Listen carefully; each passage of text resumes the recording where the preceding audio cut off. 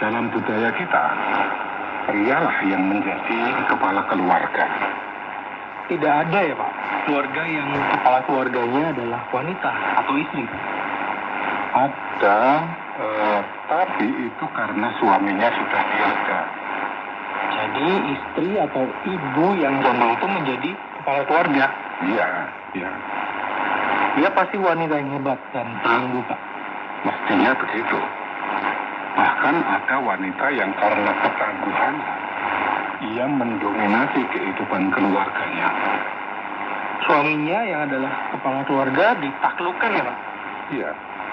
Sehingga yang nampak menjadi kepala keluarga adalah sang istri. Tapi yang menyandang status sebagai kepala keluarga ya tetap suaminya yang pria. Iya, tetap pria. Kalau sang istri yang dominan di dalam keluarga, kenapa tidak sekalian aja Pak? Yang istri yang jadi kepala keluarga. Itu berarti kita kaum pria sebagai kepala keluarga harus berperan dengan sangat baik di dalam keluarga. Oh begitu ya cara berpikirnya? Iya. Menjadi kepala keluarga itu bukan berarti harus dominan di dalam keluarga. Menjadi kepala keluarga itu soal tanggung jawab penuh di dalam keluarga. Begitu kan Pak? Betul sekali, Nak. Sebagai kepala keluarga, pria adalah pihak yang paling bertanggung jawab atas sepenuh kehidupan keluarga. Segala sesuatu yang terjadi dalam keluarga, pria atau suami harus berani bertanggung jawab. Ya, baik buruknya, bahagia susahnya, cukup kurangnya, benar salahnya keluarga, kepala keluarga itu bertanggung jawab. Berkembangnya keluarga juga menjadi tanggung jawab kepala keluarga. Iya, tentu. Nampak sangat jelas bahwa kamu putra adalah pria pemberani. Berbahagialah istri dan anak-anakmu bersamamu. Terima kasih Pak. Saya kan anaknya para pria pemberani. Pak Prio dan siapa lagi maksudnya? Ya Pak Bambang sendiri. Masa Bapak tidak merasa begitu? Oh, yang menilai kita ini pria pemberani kan orang lain.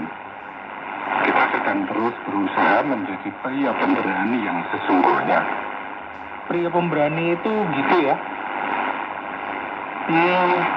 Kepala keluarga itu harus terus berusaha menjadi pria pemberani. Iya Pak. Sekalipun sebagai kepala keluarga, pria itu mempunyai tanggung jawab yang paling besar, tetapi haknya tetap sama dengan anggota keluarga yang lain. Karena dia juga merangkap sebagai anggota keluarga. Betul sekali, Nak.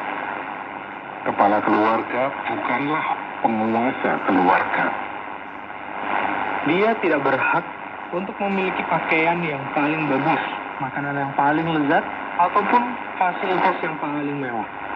Bahkan, sebagai yang paling bertanggung jawab, dia justru mengutamakan keselamatan, keamanan, kenyamanan, dan kebahagiaan anggota keluarga yang lain, bukan untuk dirinya sendiri. Iya ya. Kamu harus dan pasti akan menjadi kepala keluarga yang begitu itu. Gitu ya Pak? Sadari, renungi, dan resapi peranmu sebagai pria dan sebagai kepala keluarga. Iya Pak. Sebagai yang bertenaga lebih besar daripada wanita, kita harus melakukan pekerjaan-pekerjaan fisik yang berat di dalam keluarga kita. Kalau yang berat harus kita lakukan, yang ringan apalagi ya Pak? Oh iya, tentu. Pekerjaan-pekerjaan berat seperti mengangkat meja dan barang-barang berat lainnya, memperbaiki atau mengganti lampu listrik, juga membersihkan kamar mandi, ngepel lantai. ya, itu aku lakukan di rumah, Nak. Wah hebat Pak. Nah, itu biasa, itu belum hebat. Belum ya Pak? Belum. Kita kaum pria ini kan lebih rasional daripada para wanita yang cenderung emosional. Betul sekali. Karena itu, kita harus banyak memberikan pencerahan rasional kepada istri dan anak. Iya ya, karena mereka lebih dominan perasaannya. Perasaan atau emosi juga penting memang. Tapi pertimbangan pemikiran yang rasional itu menjadi peran penting kita di keluarga untuk mengimbangi perasaan mereka. Harus seimbang ya antara emosi dan rasio. Itu pemikiran yang sangat bijaksana di dalam keluarga. Tidak merendahkan emosi dan tidak mengaguhkan rasio. Tanpa emosi atau perasaan, kita tidak bisa merasakan bahagia. Tanpa rasio, kita tidak bisa berkembang maju. Setuju sekali, Nak. Setuju sekali. Ngomong-ngomong, kalian baru saja punya anak. Anak kalian pasti akan tumbuh berkembang. Maksud Bapak, anak kami akan membutuhkan pengasuhan dan pendidikan. Kamu tanggap sekali dengan cepat, Nak. Saya hanya coba-coba menangkap maksud Bapak. Ternyata betul. Oke. Sekalipun yang mengandung, melahirkan, dan menyusui adalah ibunya, tapi pengasuhan dan pendidikan anak tidak bisa diserahkan hanya kepada ibunya. Ayah dan kepala keluarga juga harus berperan dalam pengasuhan dan pendidikan anak. Betul sekali. Kita harus mengasuh dan mendidiknya, tentu dengan kasih sayang dan sabar, tapi juga dengan disiplin dan bijaksana. Artinya, tidak harus selalu langsung menolongnya, tetapi menolongnya untuk berusaha dengan bimbingan kita. Jadi, dia bisa mandiri. Nah, kamu ini ayah yang bijaksana sekali, Nak. Saya kan diajari oleh Papa, Mama, dan juga Pak Bambang yang bijaksana. Kita harus mendampingi dan membantu serta memenuhi keperluan tugas belajarnya anak kita. Ya, betul Pak. Untuk bisa mandiri dan bertanggung jawab, anak juga harus diberi tugas-tugas rumah tangga sesuai umurnya. Seperti merapikan buku-buku dan meja belajarnya, merapikan tempat tidurnya. Bagus sekali, Nak.